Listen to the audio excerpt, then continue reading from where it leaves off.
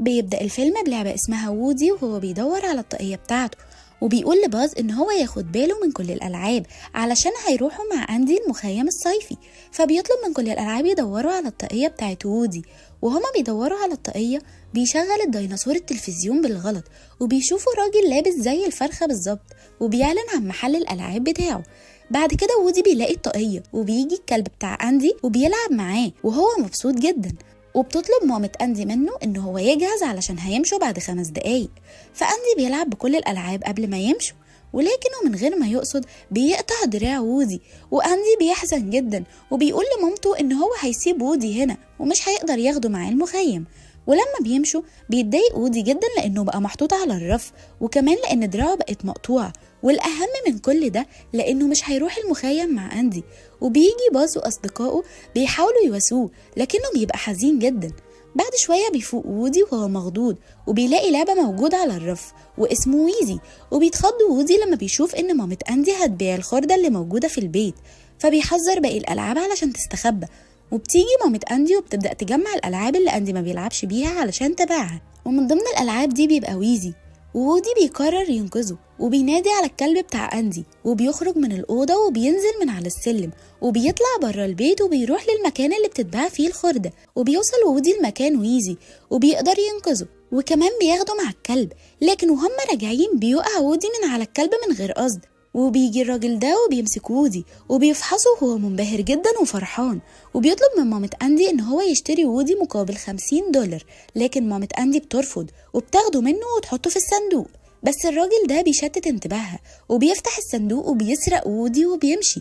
ولما باص بيشوف اللي حصل بينط من الشباك وبيجري وراه وبيقدر يوصل للعربية، بس للأسف ما بيقدرش ينقذ وودي وبيقع من العربية وبتقع معاه ريشة فرخة. فبيتجمع الألعاب وبيبدأوا يرسموا الراجل اللي خطف وودي لكنهم مش بيتعرفوا عليه. وبيلاحظ باص حاجة وبيطلب منهم يرسموه جوه بدلة فرخة، وساعتها بيعرف إن هو ده الشخص صاحب محل الألعاب. وبيفتحوا التلفزيون وبيعرفوا منه مكان المحل وبيقرروا يروحوا لهناك علشان ينقذوا وودي.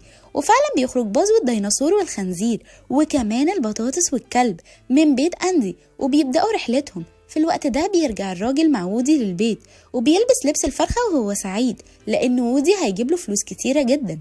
وبيسيب وودي وبيروح للمحل بتاعه، لكن بيبقى قريب جدا من المبنى اللي هو عايش فيه.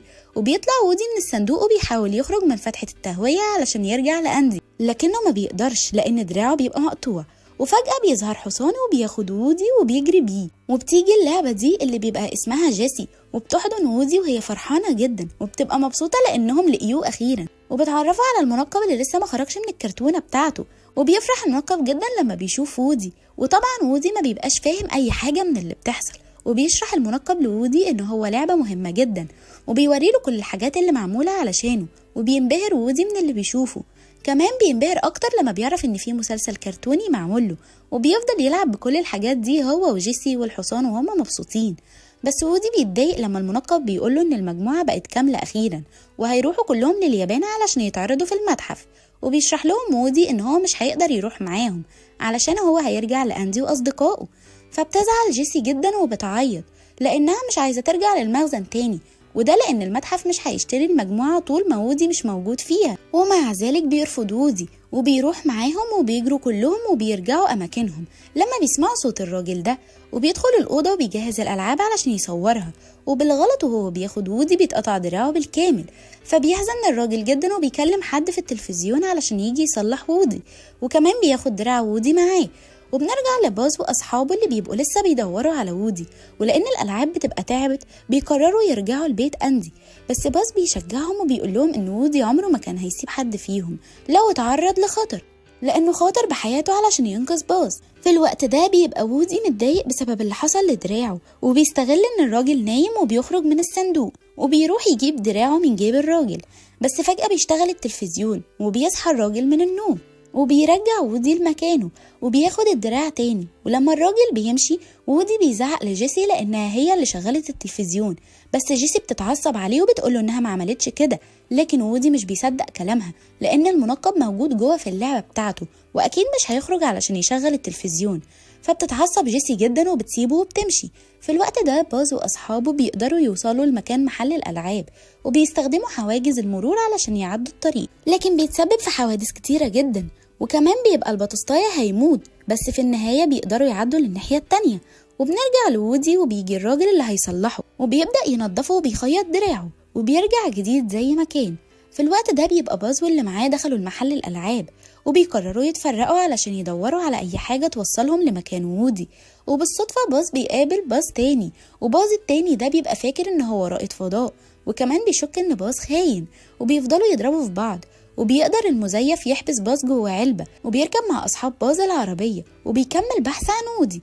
وبنرجع لوودي اللي بيبقى فرحان جدا بدراعه لأنه رجع جديد، وبيودع المنقب علشان هيسيبه ويرجع لأندي. ولما وودي بيلاحظ إن جيسي حزينة بيروح لها وبيحاول يواسيها، فجيسي بتحكي له إنها كانت عايشة حياة سعيدة جدا مع صديقتها اللي دايما كانت بتلعب بيها، لكن مع مرور الأيام صديقتها كبرت وما عادتش مهتمة باللعب لأنها بقت بتروح الكلية، وده خلاها تتبرع بجيسي. فوودي بيواسيها وبيسيبها علشان يمشي، لكن المنقب بيقوله إن أندي أكيد هيكبر ومهما حصل مش هياخده معاه الكلية وهيرميه، لأن الوقت بيعدي وهم مجرد ألعاب. فبيتأثر وودي بكلامه وبيقرر يروح معاهم المتحف. فبتفرح جيسي وبتشكره لأنها مش هترجع للمخزن تاني، وكمان مش هتقضي حياتها في الضلمة. في الوقت ده باز المزيف هو واللي معاه بيبقوا لسه بيدوروا على وودي، وبالصدفة بيشوفوا الراجل اللي خاطف وودي وبيسمعوه بيتكلم في التليفون، وبيحجز تذكرة علشان يسافر لليابان النهاردة. وساعتها الألعاب بتستخبى في الشنطة بتاعته علشان يروحوا المكان وودي.